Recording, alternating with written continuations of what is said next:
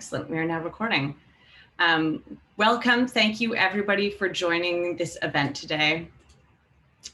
We're very, very excited to be here and to be announcing the launch of the Digital Public Goods Alliance 5-year strategy. We have 90 minutes here today, and there will be many people speaking, so you'll hear lots of voices and a few opportunities for comments and questions. We'll start with an introduction with a number of remarks and then go into a presentation of the 5-year strategy. We're also very excited to be launching 2 reports from the communities of practice, and we'll have speakers on both of those reports. And then we'll end with a few next steps and some invitations for how you can get involved. With that, let me turn it over to my co-moderator, Yuping, to welcome everyone and introduce the speakers. Thanks, Yuping.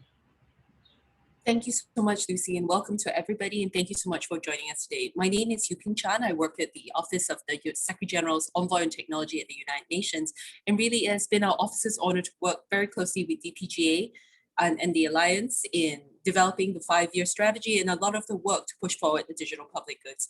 Let me start by introducing our distinguished speakers today. Our first speaker will be Assistant Secretary General Maria Francesca Spatolisano, the officer in charge of the Office of the Secretary General's Envoy on Technology at the United Nations. Assistant Secretary General Spatolisano will be discussing the importance of digital public goods as part of the UN's work and the Secretary General's Digital Cooperation Roadmap. Assistant Secretary General, please.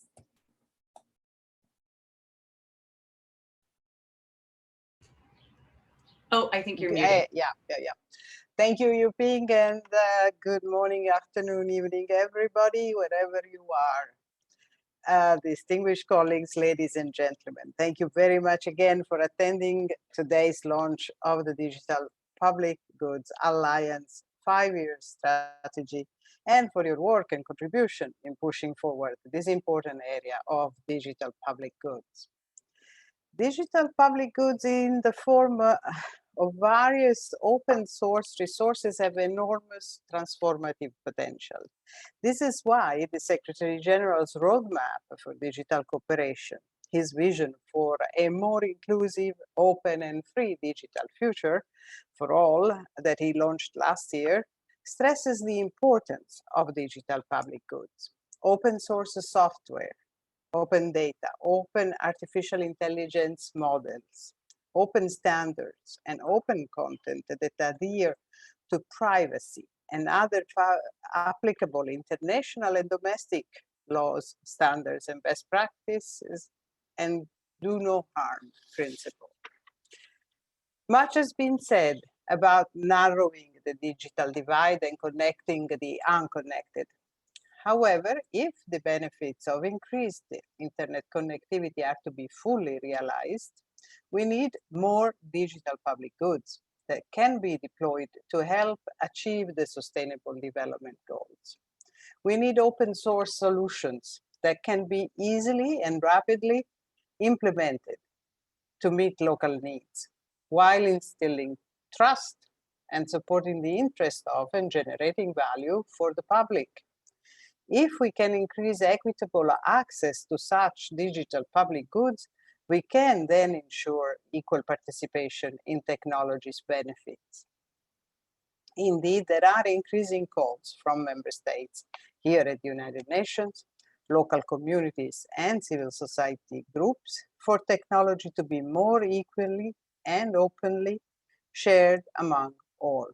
Particularly where resources are scarce, digital public goods offer options for developing countries to harness the full potential of digital technologies in order to accelerate the attainment of the SDGs. This is why the roadmap also recognizes the critical role played by DPG initiatives such as the Digital Public Goods Alliance, which was established by the governments of Norway, Sierra Leone, by UNICEF and the NGO iSpirit, precisely in response of the United Nations' urgent call for work on digital public goods. I note that the Alliance mission is to accelerate the attainment of the Sustainable Development Goals in low and middle income countries by facilitating the discovery, development, use of, and investment in digital public goods, all of which is very much in keeping with the UN ethos of leave no one behind.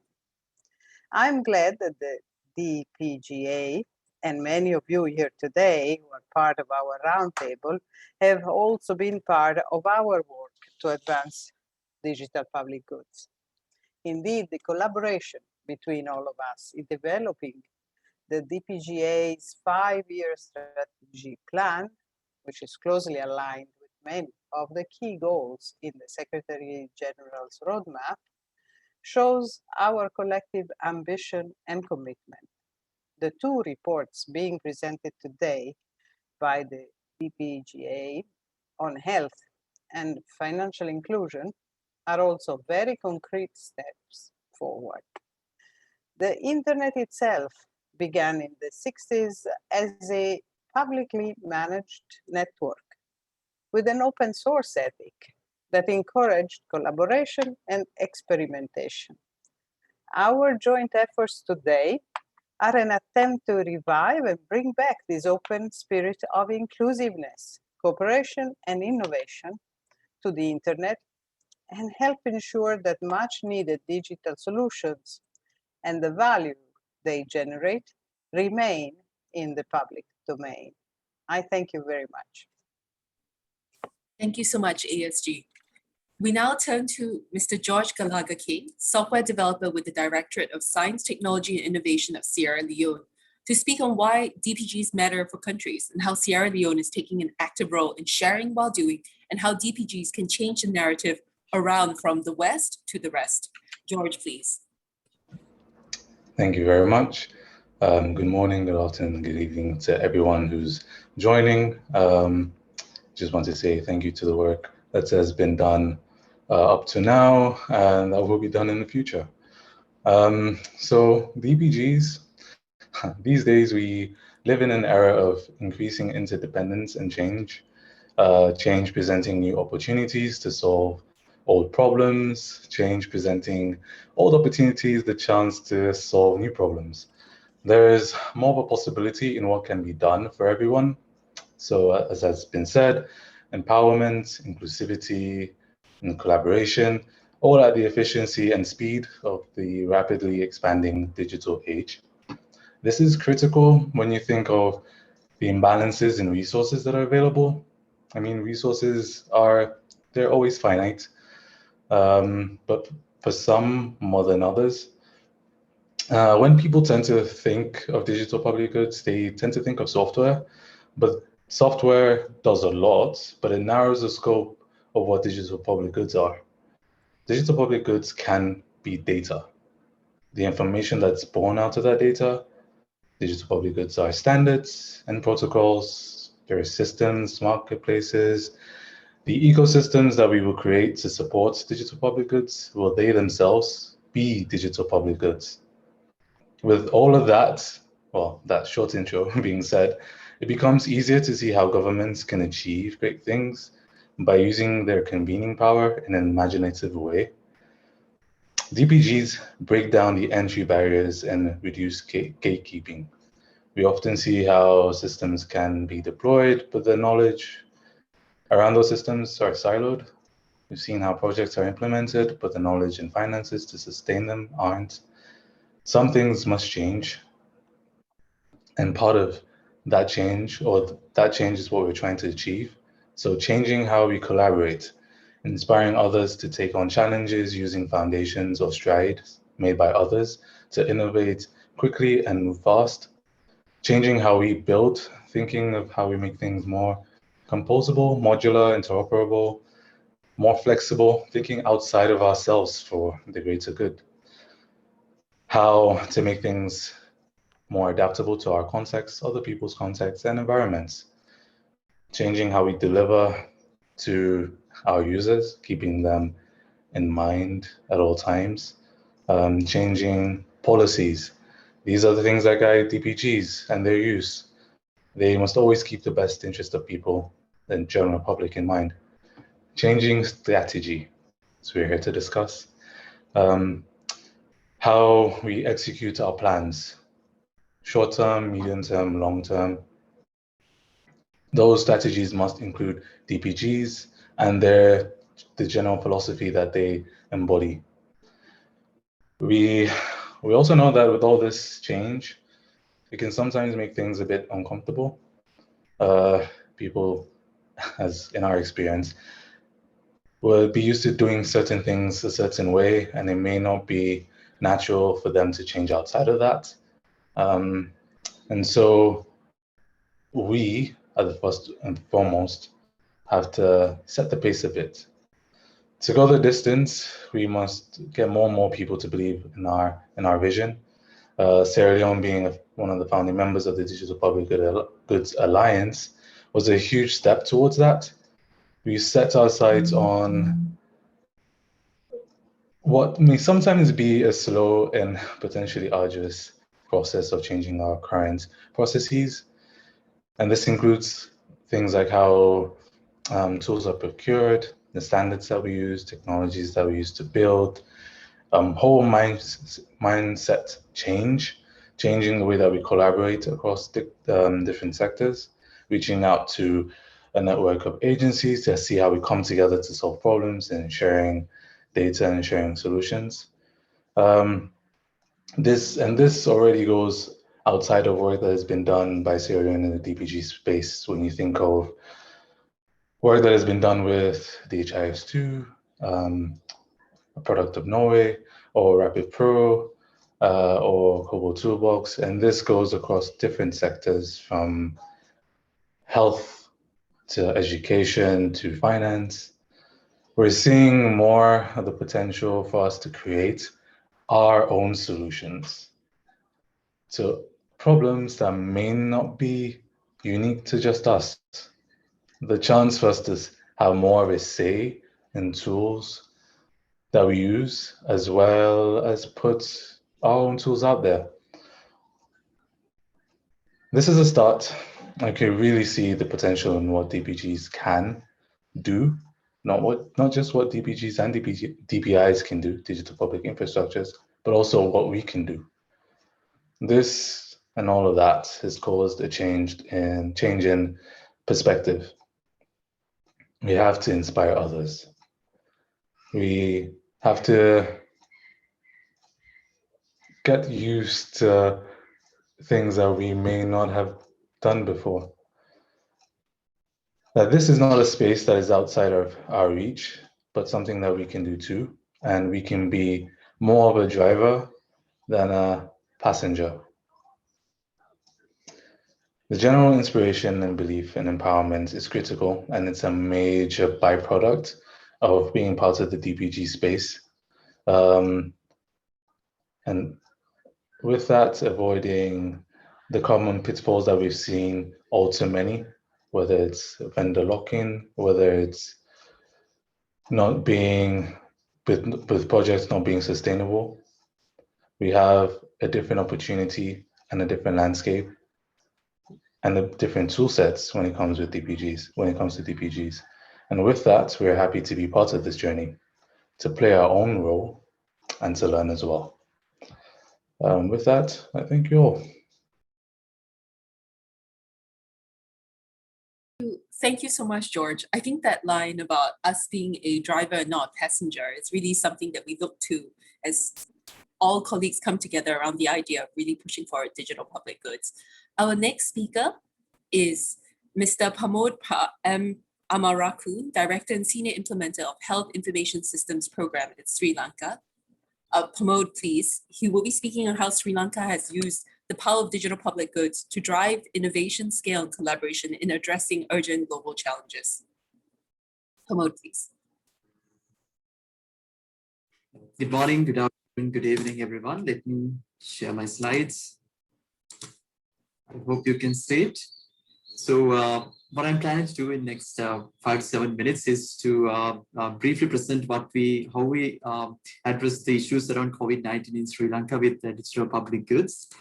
So we may not sometimes realize that we are already 18 months into this COVID-19 pandemic. It all started in late December 2019. And in 2020, January, late January, to be precise, that Sri Lanka got its first case of COVID-19. And exactly 1 week before that, we had a very crucial discussion in the Ministry of Health, Sri Lanka. So let me highlight briefly what we discussed in this ministry, because it was very relevant to this DPG concept. So they wanted an information system, a digital system where COVID-related whatever information could be shared with the Ministry of Health as well as outside stakeholders. And this system was to be developed within few days, not like usual software development, which takes months at least, and should not follow the usual lengthy government procurement procedures. And it should be able to be sustained with the ministry's capacity and not depend on a third-party organization. And also the number of institutes, it can change. You can start with one facility or two, and then it can even be able to scale up to hundreds. And requirements were always going to be changed, and we had to be ready for that one. And we have to be open to requirements of diverse stakeholders, need mobile access, and there were like so many. So we had a in detail discussion in the ministry on how to approach this, all these concerns from the ministry. And what our approach was, we were planning to use a digital public good, which is quite popular, especially in the health domain, called DHIS2. So we used DHIS2, and what we actually did was we customized this platform, which you can do it from front end, and we customized the module in such a way, the platform in such a way that we had 9 modules to address different requirements around COVID-19 in a very short span of time. But then we realized that DHIS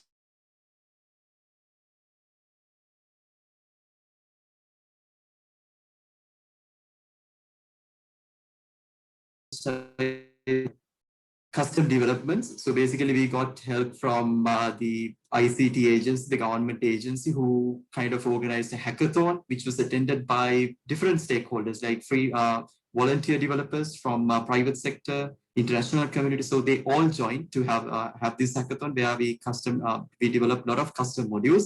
And then with all these things and few other integrations, we were able to create something called COVID-19 package. And we did a quick training, which was mostly conducted online. So we didn't actually stop there. What we actually did was this COVID-19 surveillance metadata package, which was created on top of DHIS2. We shared it with the University of Oslo, that's a central hub where development happens, and with the global community. So with this, the DHIS2 community was able to produce a digital toolkit on COVID-19 surveillance, which they shared with all the countries who are using DHIS2, and it was applied in the global context. Right. So just to highlight how everything took place. So what you are seeing here are different modules around COVID-19 related information requirements. So we started first of all with the ports of entries, because we just wanted to track the tourists where they are going after they enter the country. So that's where we started. But then with the changing disease epidemiology, like the government decided that all the incoming tourists needs to undergo mandatory quarantine in government quarantine centers. So we had to develop the quarantine module. And then when the cases were rising, we had to collect information around inward cases and from the community cases. And then when the critically ill patients were rising, like we had to create an ICU bed management system. So likewise, there were like so many modules that we had to develop, and it was so much of agile development that was taking place. And also we did not stop at DHIS2. For the immunization or vaccination campaign, we used another global public good, DVOC, which is widely used in India to produce the vaccination certificate. We did not undergo this entire development process because the solution is already there, and we just integrated it. So there were like so many other integrations that also took place to integrate other government technologies which are already in place. Well, of course, there were like a lot of barriers. It was never an easy journey. The requirements were changing, and we had to prevent having scattered systems. And also we had to create capacity at different levels, because DPGs need capacity. And engaging with so many stakeholders, it was not just Ministry of Health, and there were like so many others. And training people how to manage infrastructure. So all these were challenges. But then again, the main success was that we used DHIS2 as a platform, not just as a software solution. We tried to create modules on top of it, and wherever possible, we used other DPGs, and we created integrations so that we did not make the system scattered, and we tried to establish the integration. And also, we mainly focused on building long-term capacity building, because that was crucial. it was all about like how people were actually going to use this solution at field level and not just a few techie people at national level. And then multi-sector engagement. So we just started with Ministry of Health initially, and the government ICT agency organized this hackathon to get entire volunteer developers from private sector engaged in developing these things. And now we are talking about the military, that is the Sri Lanka Army and Air Force. They have deployed their ICT teams to support the development of various modules on DHIS2 platform. So the source code is available. So any party, if they are volunteering, if they are willing, they can do it. And we are kind of managing it quite well.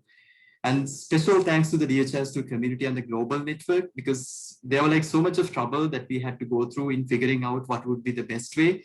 The community and the network was really helpful because somewhere around the world has undergone same issue at some point. So we always learn from them quickly, and we try to utilize whatever they are experience.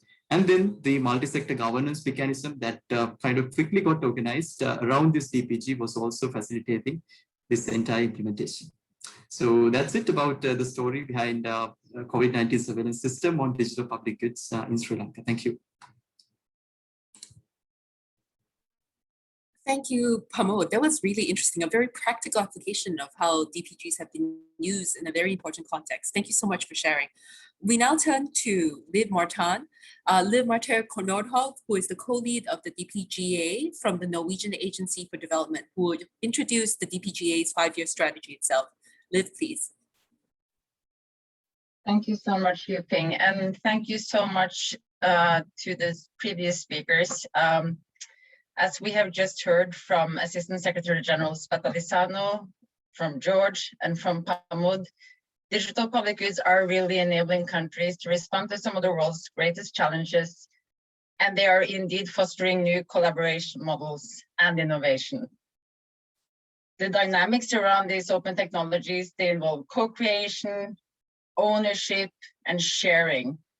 They indeed, as Yuping, I think you alluded to, and as Assistant Secretary General Spatalisano alluded to, change the narrative around from the West to the rest. Instead, we are all benefiting as a global community, and we're benefiting from the work of people like Pramod and George. And this is a model that is at the core of what the DPGA is about. And this also says something about why digital public goods have such tremendous potential to help accelerate the attainment of the sustainable goals. As my colleague Lucy says so eloquently, we can do much better than powerful solutions. We can have solutions that are empowering. Next slide, please. Unfortunately, historically, many digital development efforts have not been empowering for those that they have been aiming to benefit.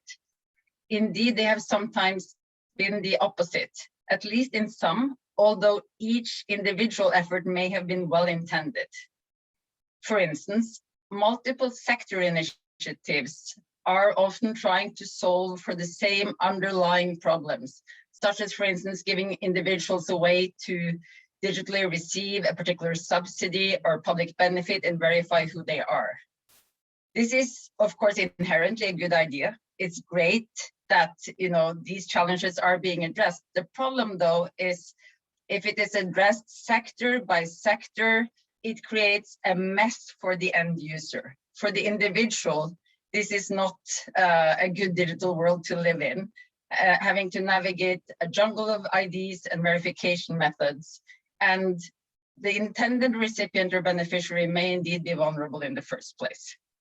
And my own reaction to a bad user interface or a solution that I don't understand how to use is to not use them.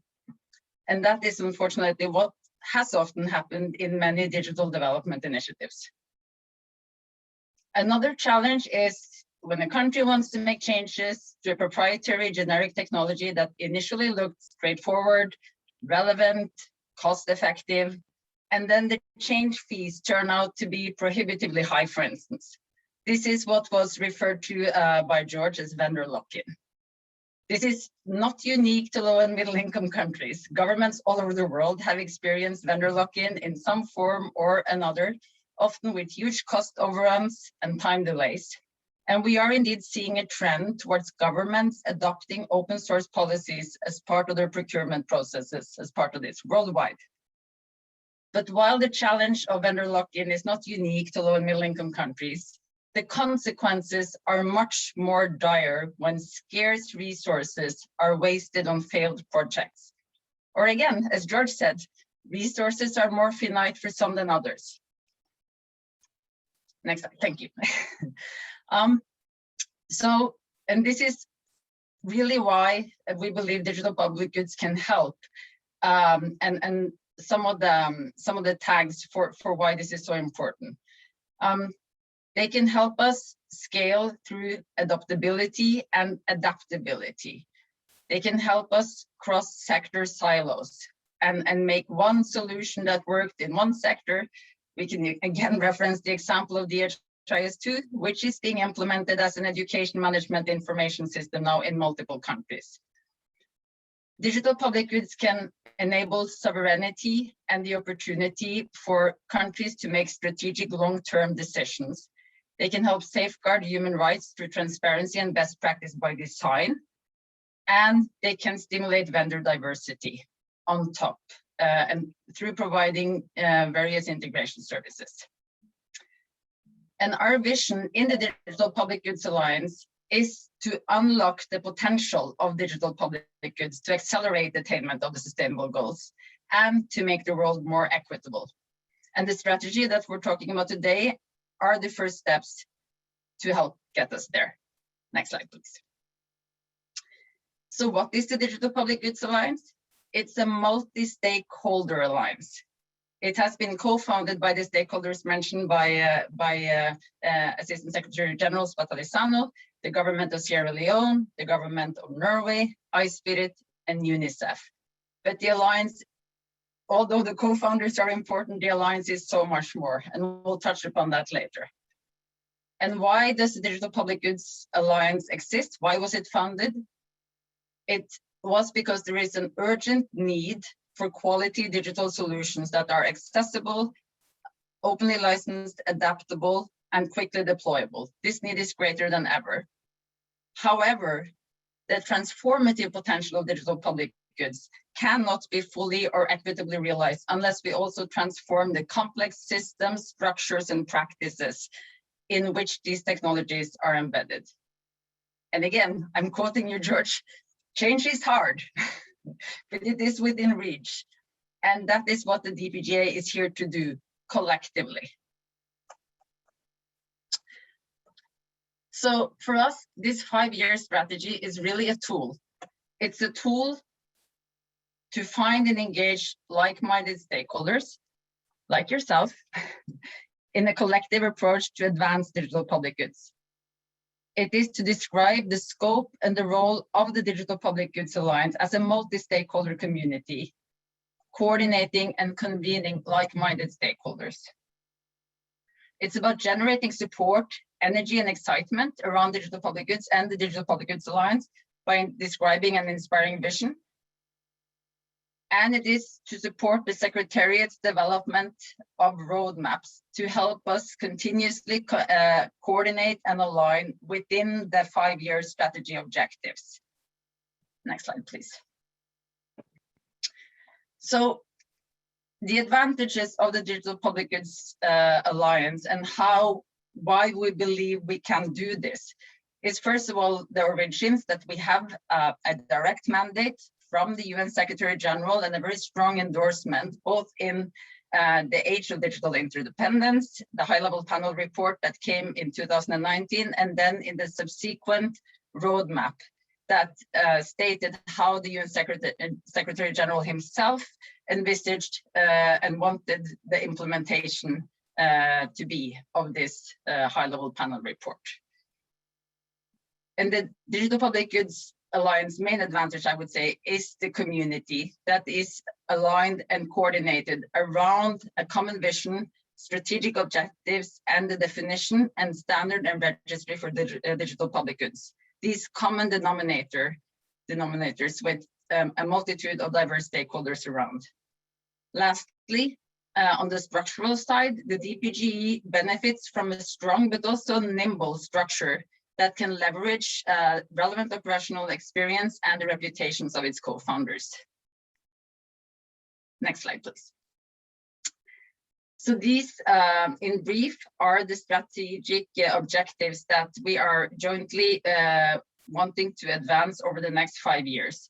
So we're aiming to radically increase the discoverability and the sustainability of how digital public goods are developed and managed as generic technologies. We're aiming to increase the institutional support, for instance, via different UN agencies, the World Bank, donors, and other stakeholders to help address various barriers for implementation. We're aiming to work with countries to help strengthen implementation capacity around implementing and adapting digital public goods. And we're indeed, and this is maybe the most important objective in the longer term, aiming to move the needle and really help to shift and ensure that there is capacity not only for adapting and adopting, but also for creating and managing digital public goods over time in countries, and to be able to innovate to address future needs as well. And we are already seeing examples of this happening. Pamod was presenting some really, really good examples. Next slide, please. So how are we going to achieve this? The Alliance can best be explained through 3 main types of activities. Core activities are activities that are under the purview of the Secretariat, and these are usually either operational or convening functions. Then it is what we refer to as coordinated activities, and these are activities or programs run jointly or in partnership with the Secretariat and other organizations and entities. And lastly, aligned activities are activities that are independently driven by any stakeholder, but which is also in alignment with the Digital Public Goods Alliance mission and vision. And we believe that the sum of this distributed multi-stakeholder alliance is much larger than its individual parts. Next slide, please. So here we're outlining, just to give you an idea, when we talk about core Secretariat activities, these are the activities that we are driving from the Secretariat's end that we believe are important to help stand up and support the total Alliance community. So we do maintain the digital public goods definition, and we measure and screen the nominated digital solutions against the digital public goods standard. We maintain the digital public goods registry, which increases the discoverability of relevant digital public goods. We convene expert communities of practice in priority areas to further highlight high potential digital public goods and to help identify opportunities for them to scale. And please note that each community of practice is itself a coordinated activity in the sense that it's, for instance, coordinated with UNICEF or NORAD, or we're now setting up one with GIZ. But the overall activity of convening and ensuring a similar approach across the different communities of practice, that is core to the Secretariat. We also do overall coordination of learning management from pathfinding pilots at the country level. And again, each pathfinding pilot is a coordinated activity with another organization working with one or multiple countries. UNICEF is doing this, NORAD is doing this, etc. And lastly, we also convene and mobilize resources and funding to where it is most needed across the digital public goods ecosystem. And also here we work with specific stakeholders on coordinated and aligned activities. Right now, we're, for instance, co-convening a series of events together with the Rockefeller Foundation to help mobilize resources and funding, particularly for digital public goods that can be implemented as part of countries' digital public infrastructure. And the first of these events will be a high-level donor convening event and resource mobilization event at the end of August. So that's just one example. Next slide, please. So now we will be stopping for to take some comments and questions about the strategy. I believe that I've actually seen quite a lot of comments in the chat, but I will be handing over to Lucy, my colleague from UNICEF, to moderate, given that she has been paying attention to what has been coming in. So I'm handing over to you now, Lucy. Thank you so much. Wonderful. So yes, as Liv said, we're going to open the floor to some comments and questions. This is not the end. We are going to continue on from here to look at the reports from the community of practice, and then there'll be another opportunity for comments at the end. For the first comment, I'd like to introduce Thomas Devine, Director of the Office of Innovation, UNICEF. Thomas, would you like to share a few words? You should have. Sure. Thank you, Lucy. Can you hear me well? Perfectly. Great. Good morning, good afternoon, good evening. Thank you. Wonderful to be here, and we are very excited at the launch of the strategy. Maybe a few quick comments to frame at least where we're at. First, huge thanks to the Alliance Secretariat team for facilitating strategy development, but also to all the co-champions for their insights and allowing this process to move forward and really be framed in the exciting way that it is right now. From a UNICEF lens, we really think that this is critical and that we have a common accountability to really make this alliance resonate across the world, not just across our networks, but really across the world. So that is really something that we want to see this working. We want to work with all the champions to make that happen, mainly because we believe we are facing a global crisis of unique proportion in terms of its scale. The digital divide has been brought to the fore as never before by COVID, as digital solutions became the way in which we access life-saving information and services. And if anything, the COVID crisis instigated a mindset shift that accelerated some worldwide transition towards more and more digitalized future and a range of solutions. Except, and we are seeing this more and more acutely, that's not the case for the entire world. And if anything, the divide, we believe, is growing, has been growing because COVID. And from a UNICEF lens, we see this very much happening and impacting children, where the pandemic simply stopped access to life-saving and essential services like education, healthcare, protection, violence in major ways. We've seen multidimensional poverty soaring to approximately 1.2 billion children affected. And we believe that a further 142 million more children are now living in monetary poverty as parents lose their jobs and income sources. And as I said, new digital technologies enable solutions have been created in multiple ways over the last 15 to 18 months. And there is a silver lining there to COVID. We always try to look at silver linings. Yet many of these solutions are still locked away in commercial interests and cannot be easily put in the hands of those who need them the most. So from our lens, we see digital public goods as a global equalizer that has the potential to help fix a broken digital world. When solutions are digital public goods, they not only enable access to a greater audience of users, but they also allow us to redesign the whole system that plays a role around digital solutions. We can make the financial and social value of solutions accessible to communities that have otherwise been treated merely as beneficiaries. And we need to flip that on its head and have these communities engaging directly in the design and deployment of these solutions and construct with us digital public goods that can be a benefit to the whole world.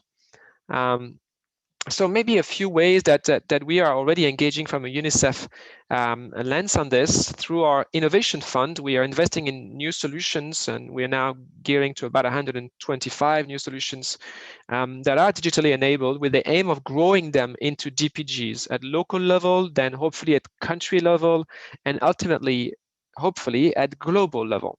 And we would love to work with all partners on the call to really help us reflect on how we do that better, faster, and more effectively. We're also working hard with the use of our innovation fund and the crypto fund to piloting new ways in which innovative financing can leverage untapped sources of this new asset class for DPG. And we've had a range of examples where we think that demonstrate the path to success, to where we as an alliance, we believe would want to go forwards. And one of the examples was quite recent, and we really want to thank the leadership shown by the Assistant Secretary General, Maria Francesca Spatolisano, and her team at the Tech Envoy's office in really putting a lot of efforts in making vaccine delivery systems available as DPGs, so that we together come together to offer solutions for the COVID crisis. That has been tremendous. It's one of the examples where really the world can come together, offer global social goods in the form of digital public goods. And we believe that's the beginning, hopefully, of really a new type of collaboration that the Alliance can come together around, where we focus on specific tangible thematics that make these DPGs tangible for all stakeholders, right? We need to, as an Alliance, I think, make this a little bit more easy to narrate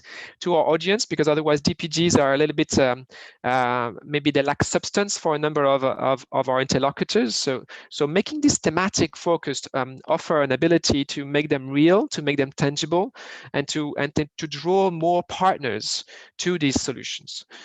A range of other solutions can be imagined in the future. For instance, a library of the best digital solutions for learning outcomes, including tested and proven solutions around, for instance, individual adapted learning pathways and other education-focused digital solutions.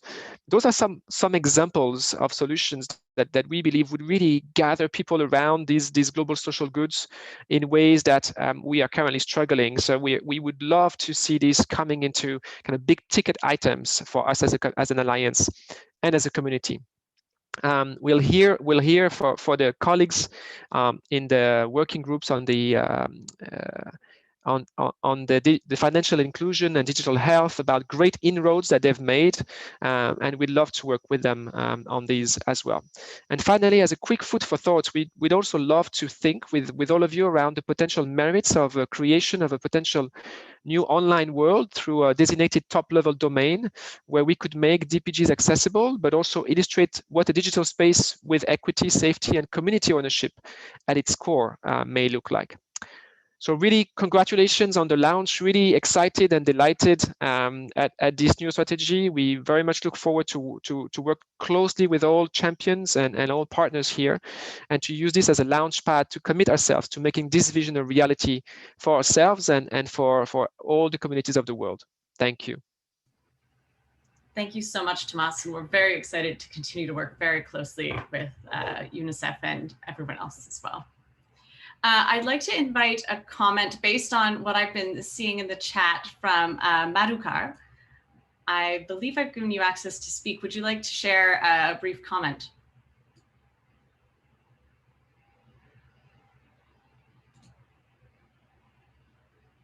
See if my permission giving was successful.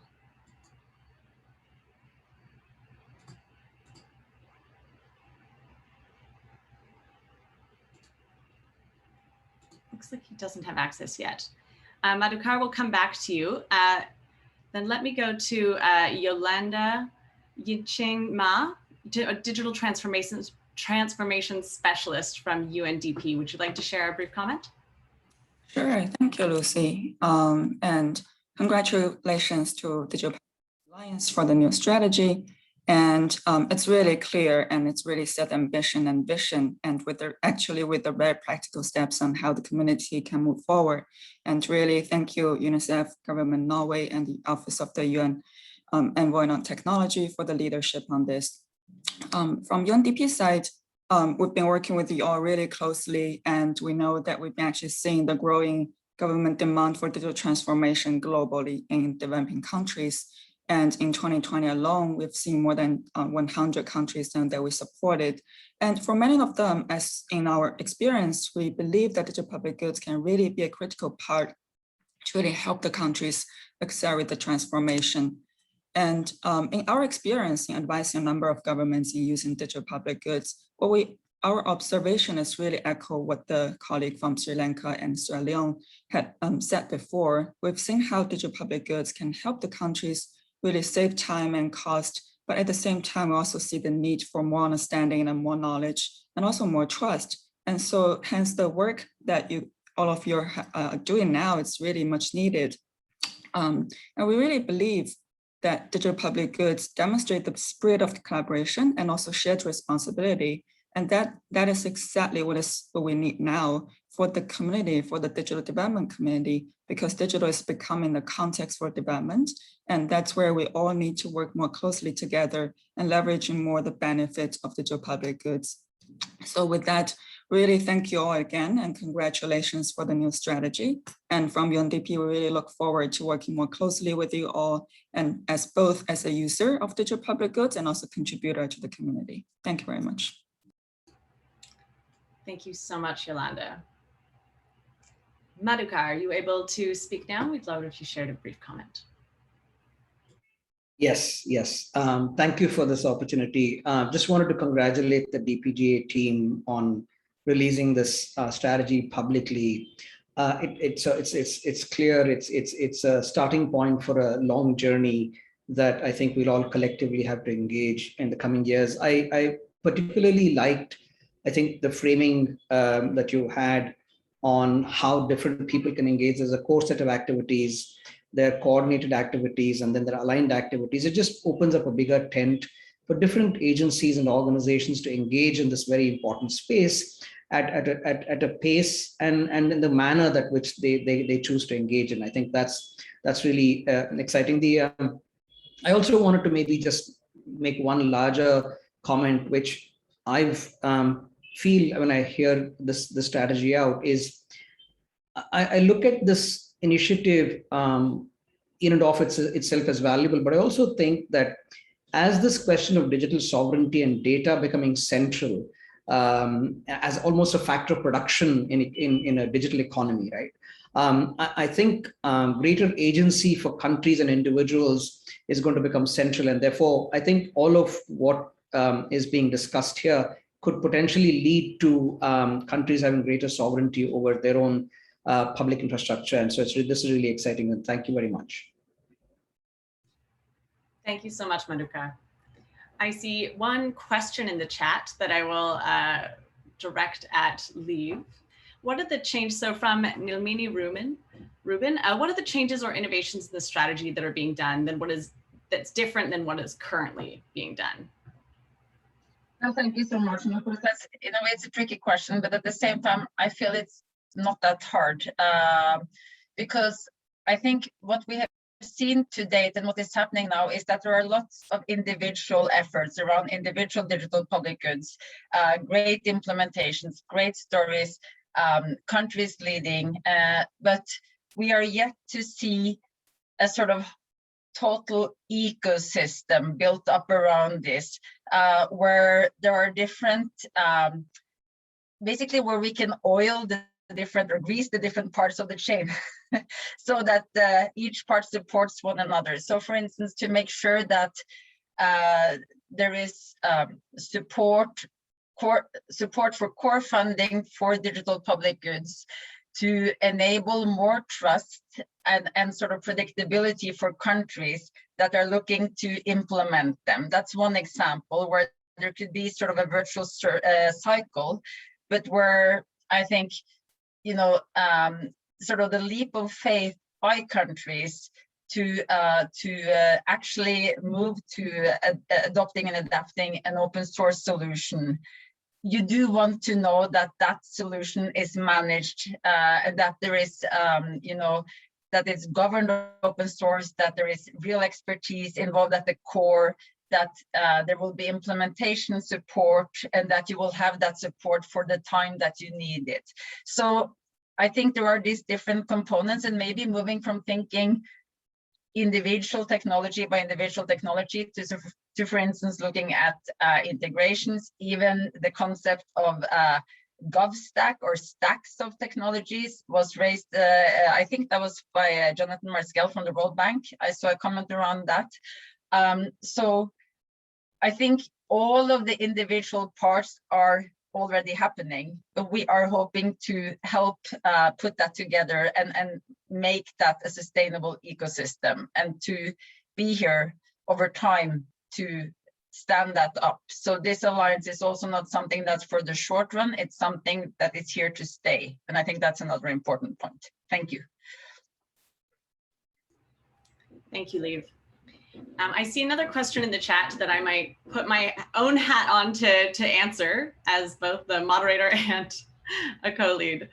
So from Joseph Dalmolen, thank you for this excellent work. I assume that the landscape will be a living document. My question is, how can we contribute updates, proving EIR that is not included in the current version, and other versions that could be added. So I want to speak briefly to this kind of landscaping. As Liv mentioned, one of our key objectives is to increase the discoverability of digital public goods. We're doing that in a number of ways. I also like this question because I think it transitions us well into a discussion of the communities of practice, which is what we're going to move into from here. But one of the ways is through the DPG registry, which was mentioned earlier, and I'm sure we can get a link to in the chat. So the DPG registry is where we look at products that are open source and address the SDGs. If they have those two components, they sit in the registry as nominees. And then when they've been assessed against all 9 indicators of the digital public goods standard, they're there as digital public goods. And so they'll have a little badge next to them. What I really like about this platform is that because it's not a document, it is that living kind of continuously updated list of digital public goods. By clicking on the icon, you can see all of the components that make those projects a digital public good. And we're working in a number of different ways to make sure that that can really be up to date. So adding kind of annual checks, exploring kind of opportunities to crowdsource kind of ongoing monitoring of that registry. Then we have the community of practice reports, and we're presenting 2 reports here that really hone in on what are some digital public goods that address a critical development need in this moment. Those reports are also, we're going to try and make them living documents, but focused around a very narrow kind of critical need and set of indicators, as you'll see when we get into them. And so I think what we're looking to have, make sure we've got that really robust, updated, continuous list of digital public goods is the registry, which is itself an open source platform. So you can see kind of the full back end, but also where projects are moving through their assessment. I see a number of other questions, but what I might do is save those for our next Q&A period and transition into a discussion about the community of practice reports. So I'm also going to be leading this section, so I will just go ahead and dive right in. So the communities of practice are groups of experts who the DPGA convenes to support the discovery, assessment, and advancement of digital public goods with a particular high potential for addressing a critical development need in a priority area. So kind of building on what started through the DPG registry, where we have a broad list of digital public goods, and saying, okay, what's a critical need right now, and how can we highlight projects that specifically address that need? So far we've convened 4 communities of practice in early grade reading, climate change adaptation, health, and financial inclusion. And today we're thrilled to announce the public release of 2 reports highlighting digital public goods that were identified through the community of practice process for financial inclusion and health. So I'll give a quick overview of the health community of practice, and then I'm going to hand over to co-chair of the health COP, Karen Callender, and then we'll do another overview of financial inclusion, and I'll hand over to Sanjay Jain to give another perspective. But the health COP, as I mentioned, was co-chaired with UNICEF Health with the goal of amplifying and extending existing efforts to identify open source solutions in health. Health already has a number of amazing projects in place that are looking at open source solutions. And so with this initiative, we're really thinking, how can we extend and amplify the projects that are already underway? So 24 health experts were part of this community of practice. And because of the situation with COVID-19, the decision was to focus on solutions that were highly relevant to immunization delivery management. And we understood relevance to immunization delivery management as addressing one or more of the functions described by the WHO, UNICEF, COVID-19 Vaccination Delivery Innovation Team, which we'll speak about more later. And then also there was an understanding that if you're looking at health solutions, there needs to be an understanding of their maturity. And so this brought us to use the Digital Square's Global Good Maturity Model in addition to the DPG standard to identify health solutions that were mature digital public goods and also therefore could be considered global goods. Ultimately, we identified 13 solutions that you can see here: ComCare, Community Health Toolkit, DHIS2, DIVOC, the Global Health Sites Mapping Digital Solution, Gopher, Kobo Toolbox, mHero, ODK, OpenMRS, OpenSRP, RapidPro, and SORMAS as digital public goods that were relevant to immunization delivery management and also met this criteria to be considered mature digital health global goods. So we're very excited about these projects. And I will now hand over to, come back to that. In a second, I'll hand over to Corinne to speak more about that. One thing I want to also touch about as you're looking at these reports and hopefully finding them helpful is that they're not an exhaustive list of every solution that could fit this criteria. The process that we did asked the community of practice members, and we looked at kind of the existing landscape analysis that we've done in the registry to start trying to pull out solutions that met this criteria. The goal is that we are continuously adding to these documents, that they're living documents, and at the same time, new communities of practice will be forming, and communities of practice like the Health COP are going to continue to highlight even more solutions and also to look at other critical development needs in health and to highlight solutions within that space. So with that small caveat, I will then turn it over to Dr. Corinne Callender, Senior Health Specialist and Global Digital Health Lead at UNICEF Health. Corinne, thank you so much for joining us. Thank you, Lucy. Thanks for having me. So I've been working as a co-lead on the community of practice for health, for the community, for the Digital Public Goods Alliance. And I wanted to bring a little bit of background into the space where we started this journey of the community of practice. I don't know if there's a slide after this one, Lucy. Yes, perfect. So when the community of practice kicked off, we were sort of a little bit worried because we were in the middle of a global pandemic where there was a lot of, many of us very stretched in trying to sort of work on the bare sort of needs in providing country support in terms of global and how to use digital solutions for health. At the same time, I think this work was also really timely in that it really, we could use this opportunity to align it with current global priorities. And one of those being the COVAX initiative, where UNICEF is a lead partner in when it comes to the procurement and supply of the largest procurement initiative in human history.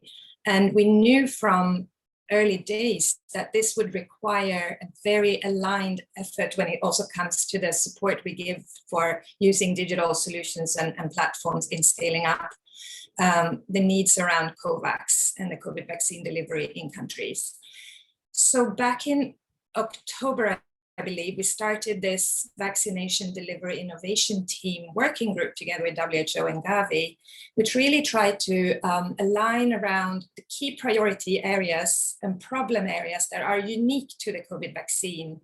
And we settled on 6 of these areas. They have actually, this list has grown since then, but back in October, these were the 6 areas where we knew there were challenges about this vaccine that was not necessarily issues with the normal essential program for immunization. And some of those challenges were around micro-planning, not knowing really in every country who the target population is, where they live, how many they are in the risk groups. And we also then settled on a number of solutions that could address these unique challenges. So using GIS-based digital mapping and technologies, for example, to improve micro-planning for equitable vaccine delivery would be one area. And similarly, when it came to the vaccine, the counterfeit detection was another area we knew could be a major issue. So that if there was a lot of counterfeit vaccines flooding the markets, this could really damage trust and demand. So having barcode-enabled track and trace solutions in place, as well as a global trust repository to be able to authenticate the vaccines out there was seen as another priority. And we also have the vaccination status platforms to be able to in real time to enable users and those who have been vaccinated to be able to prove that they have been vaccinated, to have some sort of smart vaccine certificate in hand. Vaccine monitoring was another area where we also knew that the rollout of this vaccine is happening in such record-breaking time in terms of going from a 0 to ideally 100% within a couple of years. So being able to track this in real time, monitor uptake of the vaccine, identifying pockets where people are not being vaccinated would be critical, so that we needed to have vaccine monitoring solutions in place that countries could easily use. Safety was another area where we knew that, again, the vaccine itself has been developed over record-breaking speed, and that being able to monitor any potential side effects and adverse events following immunization would be absolutely critical. So having tools for safety monitoring was another area that was identified as a priority. And finally, we've never seen this extent of infodemics now happening, especially around vaccine hesitancy, which is now a key driver for under-vaccination. And again, we knew that there could be a lot of potential in introducing social listening tools and platform analytics to be able to curb this infodemic that is currently going on. So all these priority areas had a working group around them with the collaboration between WHO and UNICEF and other partners, who sat down and benchmarked what these systems need to do, what indicators they need to collect.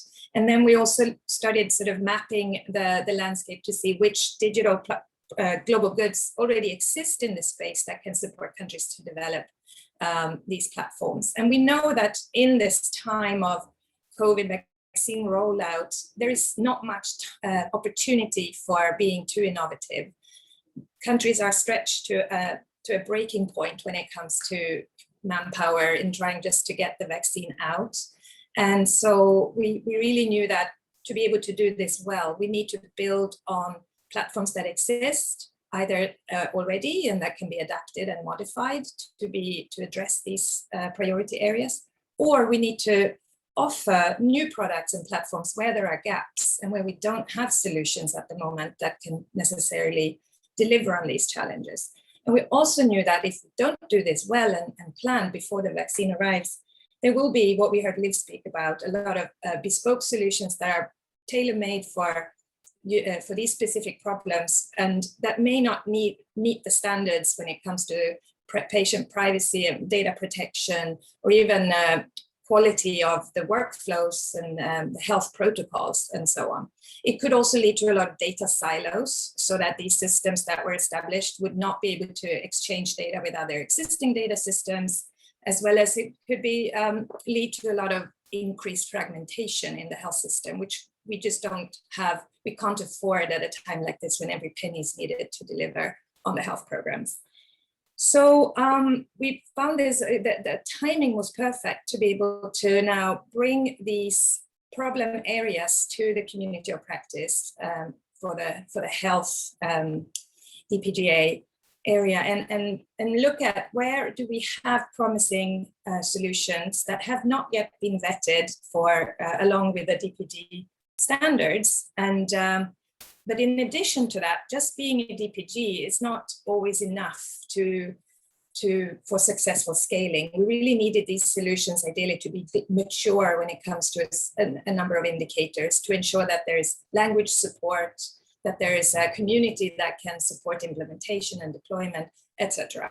So we have very much aligned this assessment with Digital Square and the work that they have done for in this sector for digital health in the past, but see this very much as a complementary exercise to bring out new vetted solutions in this space that we can consider digital global goods, and therefore can be trusted solutions that can address these areas.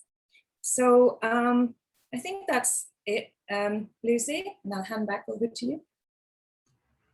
Thank you so much, Karin. And I think this really was such a wonderful collaborative exercise, being able to build on the work of COVAX, but also Digital Square and so many others to show how the DPG standard can be used in combination with other standards and protocols to create really useful lists of digital public goods and really promote digital public goods that are kind of checking multiple boxes. So thank you so much. And for everyone who was a part of it, please take a look at that report. I'm going to whip backwards here so I can talk about the financial inclusion community of practice, which was running in parallel to this one, but on the topic of financial inclusion. It was co-chaired by iSpirit. And in this community of practice, we really focused on highlighting projects that would have the capacity to facilitate inclusive financial workflows at scale and make up a part of a country's digital public infrastructure.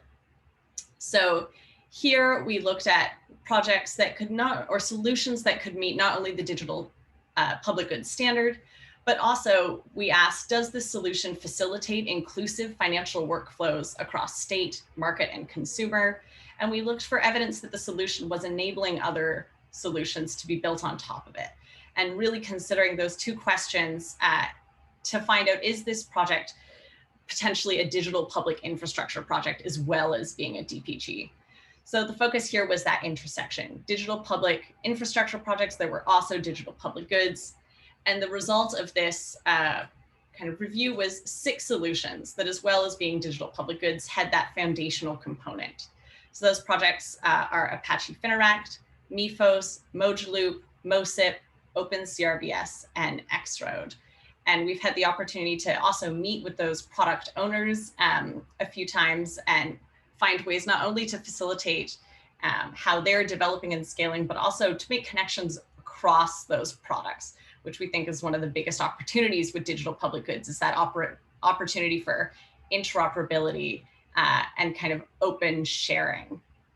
So I will now turn it over to Sanjay Jain to talk a little bit more about why digital public infrastructure is important and the results of the financial inclusion community of practice. So Sanjay, I will give the floor to you. Great. Thank you, Lucy. So it was a wonderful exercise that we went through over the last few months when we looked at all of these products to try and evaluate them for whether they should be included or certified as digital public goods or not. And clearly, given the times, what we looked at was how this product would enable financial workflows, and what kind of services that could be enabled, whether they would be accessible by all, whether they are interoperable with other systems that are out there, and so on. And these are kind of the things that we look for, particularly in financial inclusion. And the biggest element, as I think Lucy just pointed out, was scale. How can this product scale so that it can cover the entire population that is excluded today? So these are some of the factors that we looked at, and then we went to the details of these products. We looked at some of the factors around the SDGs that this was relevant to, and how it could be made use of in the countries that we're looking at. But in addition to this, one of the factors that we paid special attention to was the mitigation against harm. And in particular, because some of these things deal with very sensitive data, particularly around identity or payments, we spent a lot of effort around data privacy and security, and to make sure that people are, can comfortably trust these systems. So that was one of the factors that we, I think, paid very special attention to when we looked at these systems. But coming back to the point around why DPGs and DPIs, as well as why DPIs are so important for financial inclusion.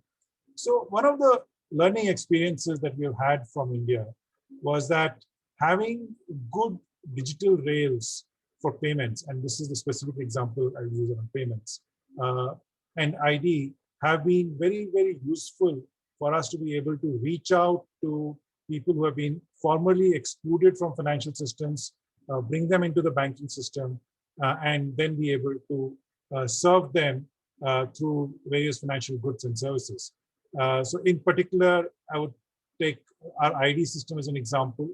The coverage in ID ended up resulting in a massive expansion of bank account coverage. So we went from a fairly low number to about 80% coverage in a period of 6 years. And that sort of demonstrates the power of what these public goods can do. But the essential difference in our view between what is a public good and a public infrastructure is that public good is a specific sort of piece of software, a standard, open data set, etc. And digital public infrastructure is a specific implementation with open APIs, which allows other people to build on it. So a single digital public infrastructure, for example, a payment trail, can allow multiple payment applications to be built on them. And when you're looking to serve a large community, then you have to be able to build different solutions that may be applicable to different parts of those communities. And so that would be a very important characteristic of a public infrastructure, is that it allows for these different solutions to be built. And that's one of the factors, again, we looked at when we looked at all of the products that Lucy listed, was do these allow other solutions to be built on top of them so that in-country appropriate solutions can be developed that serve the needs out there. And so that's something which always we would encourage people to do, is to, when you're in a particular country or looking to serve a community, is can we build something appropriate to our needs with this underlying public good if it's implemented as an infrastructure. So I would pause at that and sort of, if there are any questions, happy to take this. Wonderful. Thank you so much, Sanjay. And I think one of the, as well, the very important kind of report that we've put out, I think one of the most important things that came out of that community of practice was this discussion about what are digital public goods, what is digital public infrastructure, how do they relate, and how can they mutually support each other. So we're going to continue to the next section, but if you have any questions, I encourage you to use the Q&A function to put them in, and then when we pause, we'll come back, and if you have questions for either of our speakers, that's wonderful as well. So for the communities of practice, I wanted to announce that 2 new communities of practice are currently being formed.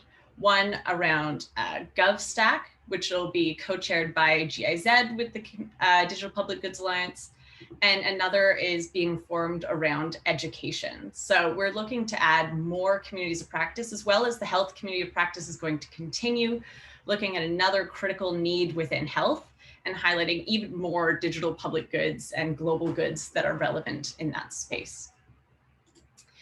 And those are just some of the next steps that are happening with the Digital Public Goods Alliance. And I also want to share how you can be involved. Hopefully this is sounding exciting. Many of you have already been involved in so many different ways, but I think there's lots of more opportunities.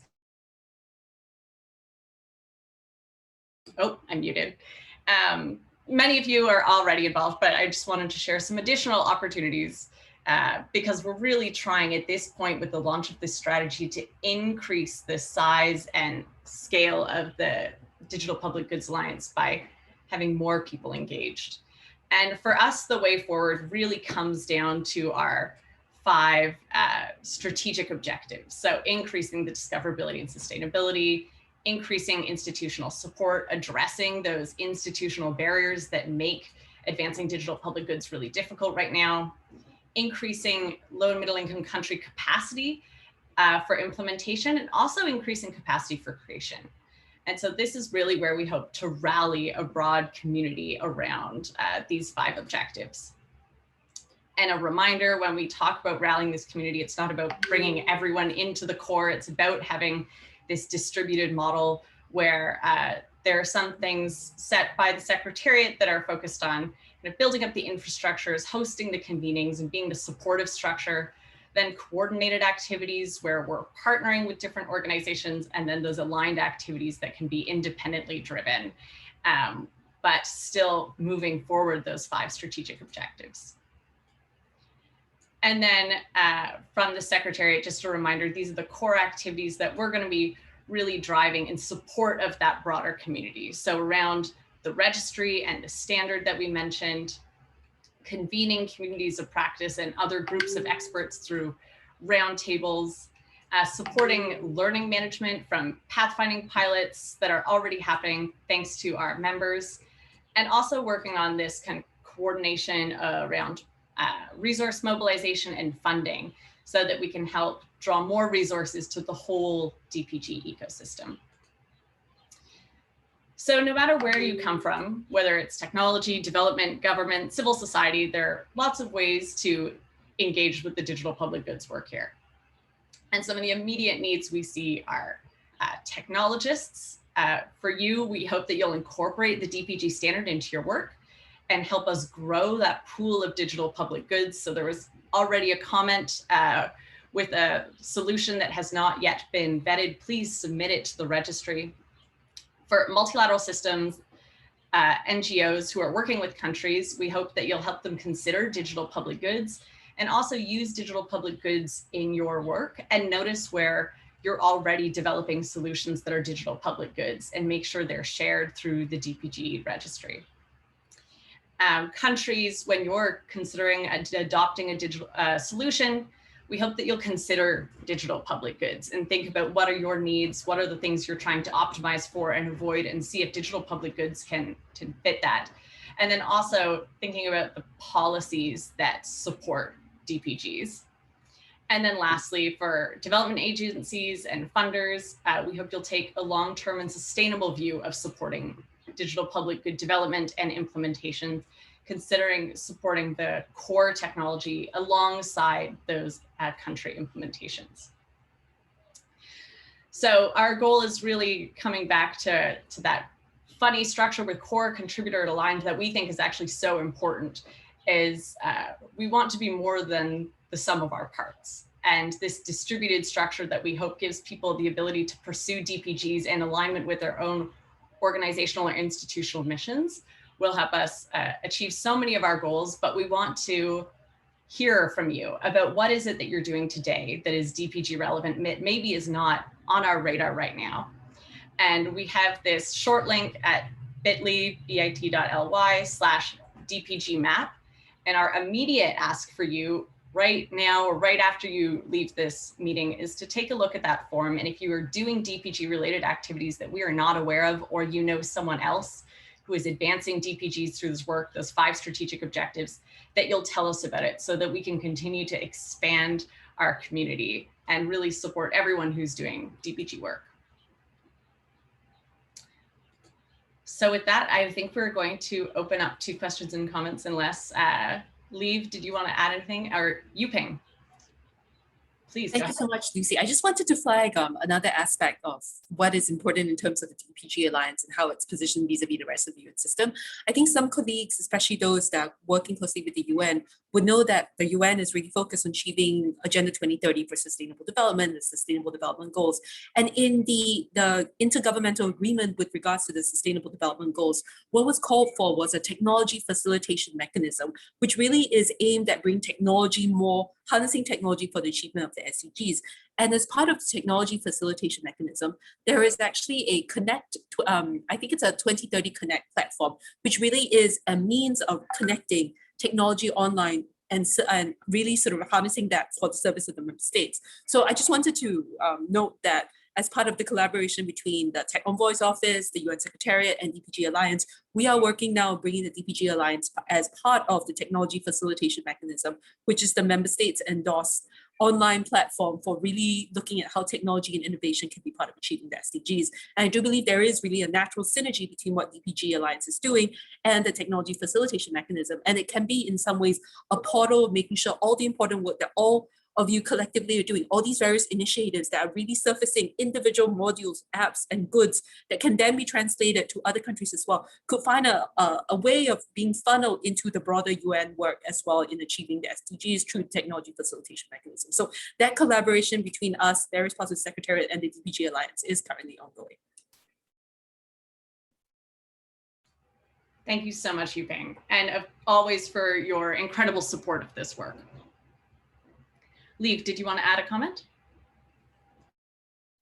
I was also just going to make a kind joke on my colleague Lucy's behalf, and that is Lucy consistently refers to 5 strategy objectives, and she always does this. And we actually have 4, just in case some of you got confused. But maybe we can just say that the sum is just greater than its parts.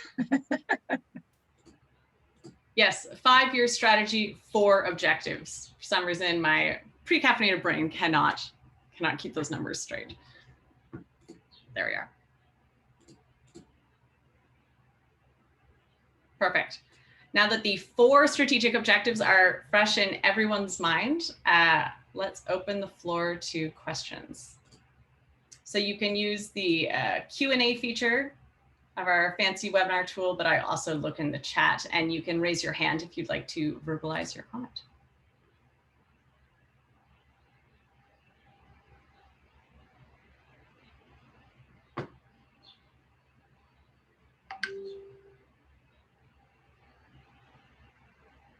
Okay, I see one question.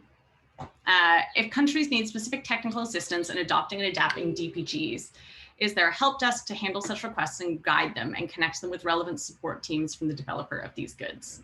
Liv, do you want to answer this? Yes, I can, but I also saw that Karin had a great answer from the health perspective, and I think maybe the answer is that there is not something unified yet or existing as part of that covers all sectors, but indeed there seems to be some sectors that have come much further. And I was also wondering, maybe Yuping, if you would be able, so maybe we could invite first Karin to answer from the health perspective, and basically just to answer what you wrote in the chat, Karin, which I think was excellent. And then maybe Yuping could say something about the other roadmap recommendations, because there is indeed a recommendation around capacity building as well. And I, for one, would love to hear how you see those other recommendations as complementary to the Digital Public Goods Alliance. But Karin, first to the comment you made. Sure. No, I'm glad this question came up, because now I get some a minute to talk about our new initiative that we call the DICE, the COVID Digital Health Center of Excellence, which is a brand new initiative that was started between ourselves in UNICEF and WHO to really be much more agile and responsive to country requests for technical assistance. DICE is a multi-partner consortium, very much supported by a number of donors, Gates Foundation, GIZ, and also colleagues from a number of partner organizations, Digital Square, etc., who are driving sort of not only the way DICE functions and operates, but also in terms of in-kind support and financial support, so that we can be better at responding to direct requests and linking up countries with donors to help deploy some of these systems and solutions. DICE is initially targeting specifically priorities around COVID, with the idea that down the line we'll be able to sort of get out of this pandemic and focus more on digital health support more broadly. But anyone who wants to get in touch with DICE, I did post the email address, which we use both for those who are out there who would like to offer something to DICE when it comes to support. It could be in-country implementation support, or it could be countries who are interested in receiving support. So anyone who's interested in learning more can reach out through that address. Thank you, Karin. Yuping, did you want to comment on the other recommendations? So colleagues would know that the Secretary General's roadmap actually has 8 areas of work, one of which is digital public goods and another being digital capacity building. And that's digital capacity building more broadly. This idea that really there is a global need, but in terms of what is on offer, it's really individual initiatives, not really coordinated and not at the scale that really is required. But then at the same time, it really is a mammoth task to try and organize what is on offer so that countries can easily assess what they need. So there's been an initial effort that's been led by UNDP and ITU as champions of that particular stream of work on capacity building to really try and see if we can bring it all better together. There has been this question about whether perhaps besides what is offered in terms of trainings and capacity buildings, could we also look at offering digital public goods? And I think that is part of that longer term conversation we'll have with the DPG Alliance and other colleagues who also have similar sort of repositories or offerings of digital solutions. I'll put in the chat a link to a website that was launched by ITU UNDP with the support of my office, digitalcapacitybuilding.org, that gives you an idea of what's going on in that particular work stream space. It is quite initial, and the ITU really is working at sort of fleshing this out. I do think, for instance, GovStacks will probably be part of that sort of thought piece about how we can collectively offer out digital capacity building. So DPGs being, I think, a particular part of it, but then also more conventional types of digital capacity building. So trainings and so forth, which you'll see on the website is the current focus. But I do think in the longer run, it is important to think about how we can collectively bring those all together. Thank you, Yuping. There's another question here about plans for connection or linkage among other open source initiatives such as LDC Bank, WIPO, WIPO Green, etc. Which is a great question. Maybe I will go ahead and answer that question myself. So we're very, very invested in trying to connect to a number of other open source initiatives. So please do share them in the chat if there are specific ones we should reach out to. Everything we create from the Digital Public Goods Alliance is open source. So the standard is an open standard, the registry is open source. And so we have reached out to a number of open source communities to help us build and kind of maintain those systems, and we'd be very excited to connect with others. We also try and use the blog to share regular updates about what we're doing and make those connections. So yes, I think is the short answer, are planning to link to as many open source initiatives as are interested and are kind of aligned with the mission of the DPGA. So please, if you want to share details of those specific projects, we can engage with them. So we only have 1 minute left. Liv, maybe I'll turn over to you to say one final comment. I think my final comment will be to thank everyone for the participation, for the great comments, presentations, and really this wonderful alignment that we're sensing again and again in the different events we're involved in now, and that we have sensed in the work on this strategy. We really encourage you to fill out the form that Lucy pointed to. And basically to work with us moving forward and to help move that needle and do that difficult change that George pointed to, and that we can do it together. Thank you. Thank you so much, everyone. Have a wonderful rest of your day. We'll be sharing a recording after the fact. Thanks all.